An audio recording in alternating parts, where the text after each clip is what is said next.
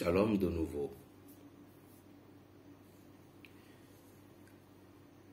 Ne regardez pas ce que tes copains ou tes copines sont en train de faire. Toi, ta vie est ta vie. Pourquoi certaines personnes aujourd'hui, elles sont ruinées au moment où les choses commencent pas à bien se manifester? Pourquoi aujourd'hui, elles se sont retrouvées dans la pauvreté chronique et totale? Souvent, ce n'est pas la sorcellerie ni les sorciers qui vous réduisent, mais c'est vous-même qui vous réduisez par votre propre main, par vos comportements et par vos actes. La souffrance est qui concerne. Dieu passe par les souffrances pour nous montrer la voie que nous allons prendre. Dans la souffrance ou la voie de notre destin, nous pouvons passer sur tous les chemins, sur toutes les voies que nous n'avons jamais imaginées. Nous pouvons passer sur toutes certaines dimensions que nous ne pouvons jamais imaginer. La souffrance est un conseil. Et comment? Si nous prenons l'exemple de notre père Abraham, le père bâti dans la foi. Abraham a été béni selon Genèse 12, verset 1 à 3. Mais pourtant, Abraham ne savait pas qu'il y avait tellement de difficultés devant lui. Chaque bénédiction nous attire dans les combats de la terre, parce que la bénédiction vient d'en haut. Et c'est dans la bénédiction que nous allons réussir notre vie. C'est dans la bénédiction que nous allons progresser dans notre vie. Sans la bénédiction, nous ne pouvions pas réussir notre vie.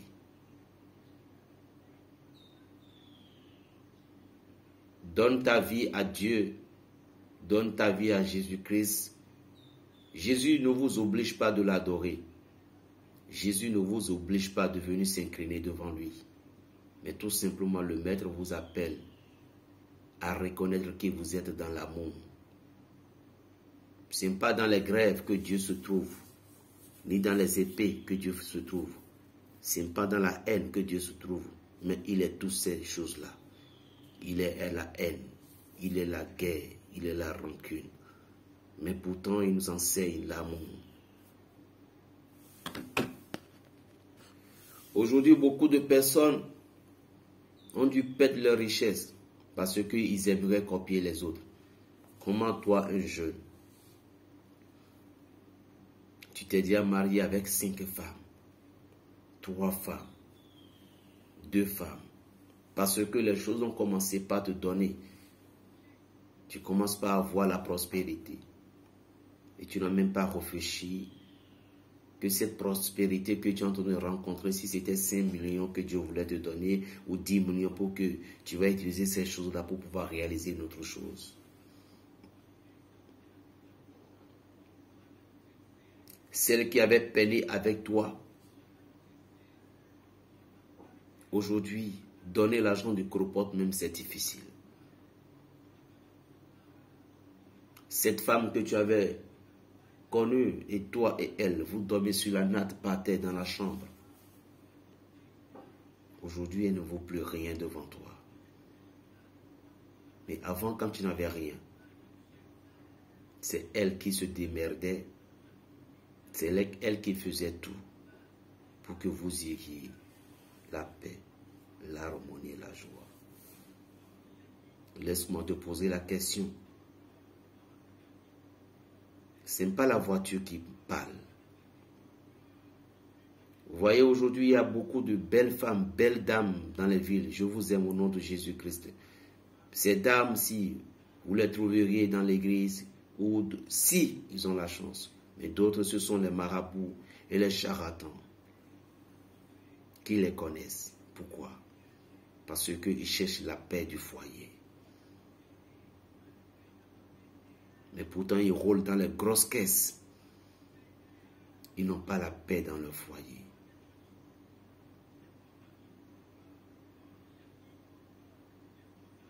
Pourquoi? Le vrai amour consiste à donner une bonne sens d'amour à celui qu'on aime.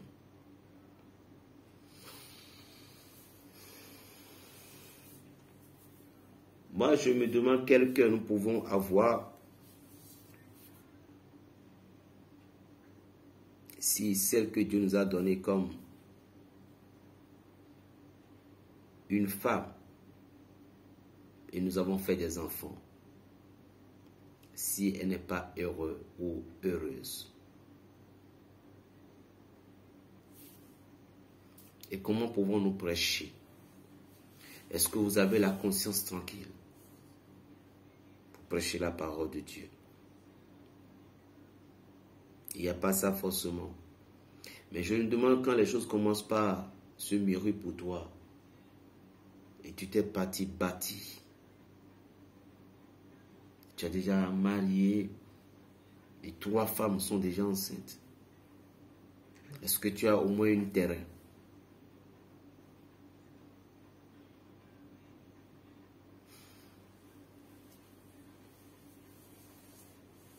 Moi, ce que j'ai à vous conseiller,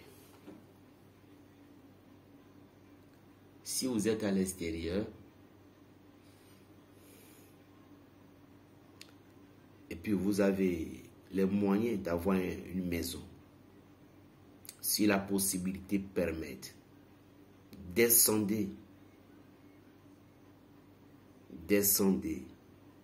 et venez payer un terrain vous-même, acquérir un terrain vous-même. Vous cherchez une société qui est connue par l'État, qui vous paye un terrain, parce que dans le monde entier, il y a des sociétés ainsi. Vous aurez tout votre papier. C'est mieux. Mais c'est mon petit frère, c'est ma soeur, c'est ma grande soeur. Je ne t'ai pas dit de les détester. Même ta maman. Tu peux descendre pour payer, pour dire, maman, j'ai payé. Visite-moi ça. Petit frère, j'ai payé, visite-moi ça, c'est différent. Mais le jour où tu vas envoyer de l'argent, peut-être c'est ta mort. Parce que le jour que tu vas descendre pour dire, j'irai voir la maison ou le terrain, ça serait ta mort peut-être. C'est pour te dire, dans la vie, c'est de la méfiance.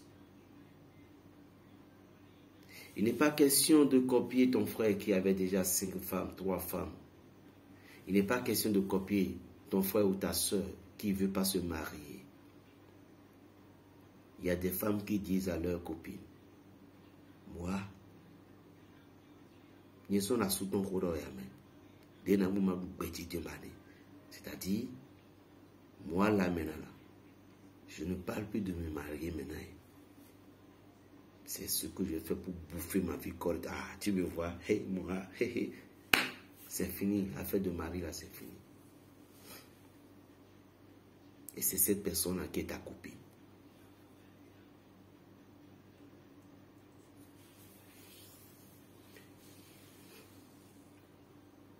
Lorsque ton homme vient, il s'occupait bien de toi.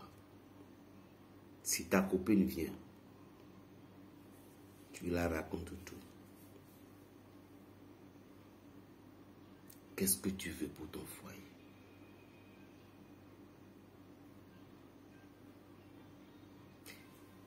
Quelle réussite tu veux pour toi-même?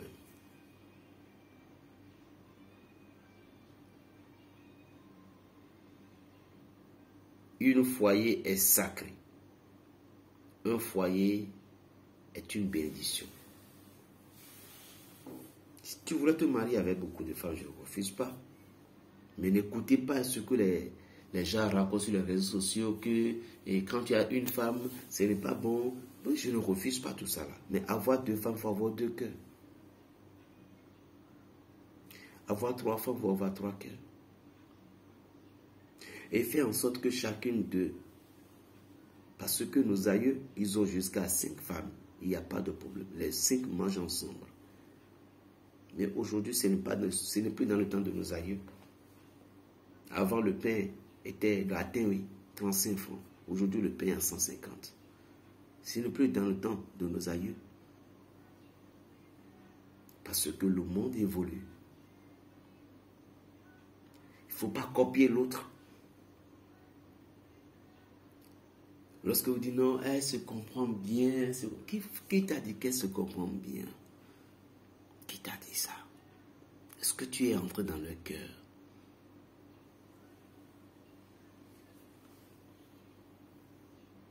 Deux, avoir des moyens financiers.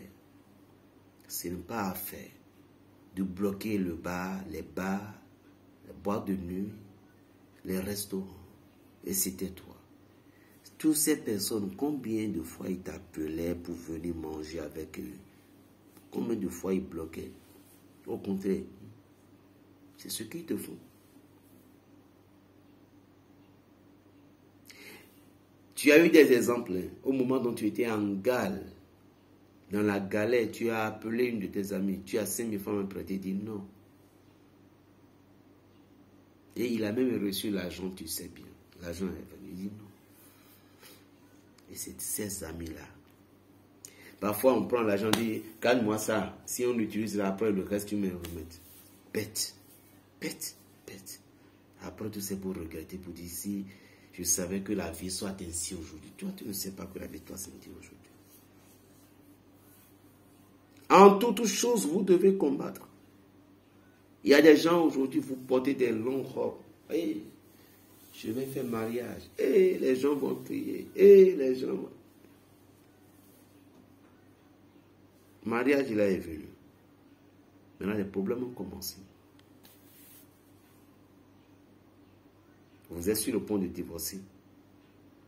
Tu t'es rappelé au moins de ce que tu avais dit. Pour le meilleur et pour le pire. Papa, j'en ai marre. Maman, j'en ai ras-bol. Et il n'était pas comme ça avant. Qui t'a dit que la bénédiction, ce n'est pas de combat?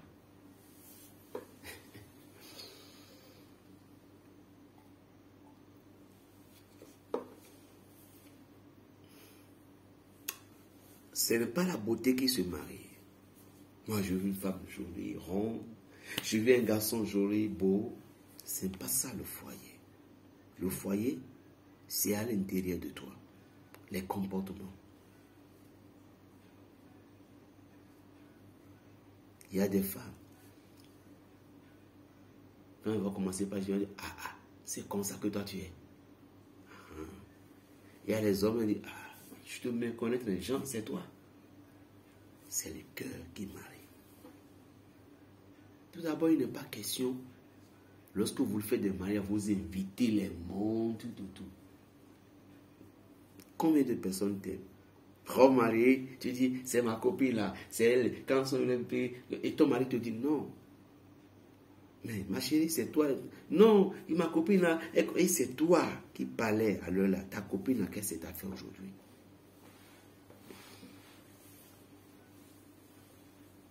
Elle t'a fait quoi? Ne fais pas des choses pour regretter demain. Je vais inviter mon oncle qui viendra de Paris. Oh, non, ma chérie, ça soit un mariage extraordinaire. Vous oubliez les conséquences derrière le mariage. Il y a des gens qui se marient juste parce qu'il peut avoir une peau. Ça, ce n'est pas un mariage. Ils se marient juste parce qu'il n'y avait pas de sentiments. Ils se sont mariés tout simplement, juste pour qu'ils puissent avoir du travail. Et un jour, quand les choses vont commencer par se développer, le mari ou la femme ou comme ça.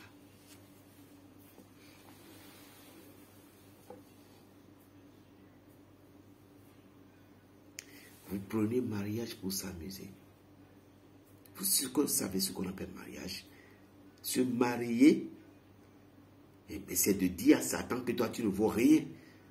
Se marier, c'est de dire à Satan que nous pouvons résister devant toi. Se marier, c'est de dire à l'ennemi que tu n'as aucune force. D'abord, ce n'est pas la bague, ou bien les bagues qui sont des mariages. C'est au moment où le prêtre priait pour vous. On dit comme ça, là, changement de consentement, c'est ça qui est mariage. C'est ça qui est mariage. Ce n'est pas la bague là. Je vois des pasteurs aujourd'hui qui se mariaient avec 3 femmes, tout. Mais je me demande, est-ce que c'est dans la Bible? Bon. Parce que le monde évolue. Le monde évolue. Se marier n'est pas du gâteau. Vous ne voyez pas en Europe, en Occident. 2 ans de mariage, 3 ans de mariage, et bon, j'ai signé un papier, mais ça fait ni un peu, pour moi, je suis fatigué, hein. Parce que je ne peux pas supporter. Le mariage, ce n'est pas du gâteau. Lorsque vous voulez marier, vos enfants, vos petits-fils, mémé, papa, posez-leur la question s'ils sont prêts à se marier. Parce qu'au moment où vous êtes marié, c'est de là que vous allez voir ce qu'on appelle le diable. Ce que ta femme ne peut jamais faire, ce que l'homme ne peut jamais faire, c'est ce qui va se passer. Et vous êtes obligé de supporter jusqu'à ce que vous auriez couronne de gloire du foyer. Vous aurez tout ce qu'on appelle les merdes. Parce que pourquoi? Le diable veut vous séparer. Les gens disent, mais pourtant je me suis marié. Tonton, on a marié à l'église. On a fait mariage illégitime. Non, c'est pas ça. C'est pas ça. Qu'est-ce qui divise parfois le foyer? Ce qui divise le foyer est que l'autre ne veut pas donner la bouche à l'autre de parler. Dans un foyer où il y a tellement de problèmes, quand ça a commencé, il faut que... Mais c'est l'homme qui doit passer, la femme ne peut pas sortir. Toi, l'homme, sors de la maison. Tu vas aller prendre un peu de l'air et avant de revenir. Maman, la parole de Dieu est claire. Laisse un peu ton mari parler un peu. Toi, homme, c'est interdit. Il ne faut jamais porter la main sur ta femme. Un homme qui porte la main sur sa femme, regardez bien, le mois viendra, il ne va plus avoir une femme dans sa chambre, hein, et il va foutu devant. On ne porte pas la main sur la femme.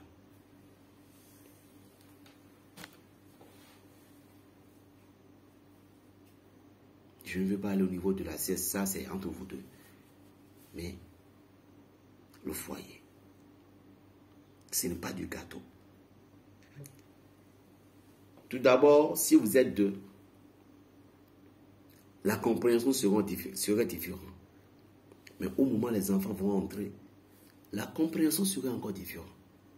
Au moment où vous avez reçu 2 visiteurs qui viendront s'installer avec vous, la compréhension serait encore plus différente. Vous devez comprendre. C'est ça le mariage. Jusqu'à ce que je vous ai dit, j'ai mêlé le bon combat. Que Dieu bénisse tous les foyers. Amen. Chers amis,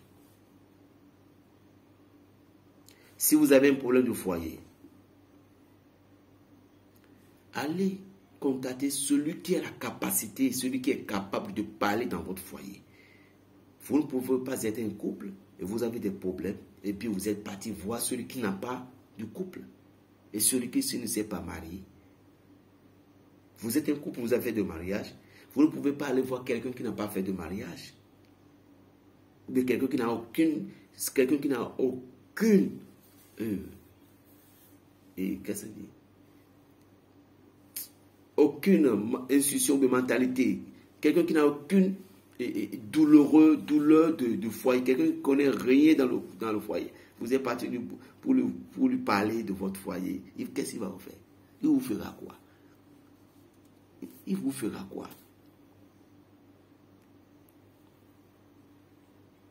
Il va vous dire d'abandonner votre femme ou bien de quitter votre mari, c'est fini. Parce qu'il ne connaît pas le mariage, il ne connaît pas rien du foyer. Lui, il va vous mettre... Et tu ne peux pas une femme et aller faire, ami, il y a des clubs aujourd'hui. À cause de ces clubs, beaucoup de personnes ont quitté leur foyer.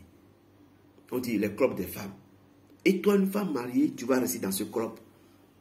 Mais tu vas quitter ton mari un jour. Parce qu'il y a des clubs, parfois, vous faites des réunions, on part, on attache la tête, on dit que c'est comme des femmes. Tu ne peux pas rester dans ton foyer. Toi, homme, si ta femme fait comme ça, il faut discuter avec lui en même temps pour lui enlever. Sinon, un jour, tu vas perdre ta femme. Parce que même si elle obéit, même si elle était juste, quand il commence par fréquenter des copines, l'autre qui porte des vernis, l'autre qui, excusez-moi, mes chers mamans, l'autre qui porte des bouts et tout, la vie va commencer par le plaisir. Or, avant, elle acceptait toutes conditions. Et je vais commencer par dire, mais qu'est-ce que moi j'ai fait ici? Je suis là. Et puis les mots qu'elle n'arrivait pas à te lancer, va commencer par te dire, c'est quoi? C'est quoi? Qu'est-ce que tu m'as fait? Va aller voir mes copines là. Ouais. Parce qu'elle n'a jamais fait de l'expérience comme ça. Il y a des gens qui disent, je préfère aller marier une fille au village, je vais la mener. Qui t'a dit ça? Elle a une fille que vous avez menée de paysage ou du village, puis aller en vie il va vous gifler. Elle va vous botter, vous ne voudriez jamais. Préférez chercher en ville là, et puis marier en même temps. Mais vous dites que j'ai cherché une femme au village, je vais la mener à côté le jour qu'elle va commencer par faire fréquenter avec des gens qui font des veines avec les ongles et ça va bourdouiller. Ça va. Il y a des gens qui viennent amener leur femme en Europe, tout. Qu'est-ce que la femme devient? Faites des témoignages, mes frères. Elle devient quoi? Il y a aussi comme ça pour les hommes aussi. Une femme qui s'est démerdée, t'a amené de Cotonou à Paris, en Allemagne, en Belgique, ou bien t'a amené et tout. Une femme qui t'aime, un jour, quand tu commences pas à fréquenter tellement de femmes, cette femme-là ne vaut plus rien. Elle ne peut pas parler, tu la gifles. Et elle est d'accord, mais pourtant, tu dis que tu es sorti. La vie, là, ça paie. Plus 229, 95, 26, 41, 46. Abraham a traversé des choses pas mal, mais avec le savoir-vivre d'Abraham, Abraham a pu sortir victorieux. Savoir-vivre, c'est ça la vie. Que Dieu vous bénisse. Berger Raphaël le Béninois, la paix dans les cœurs. Shalom à vous.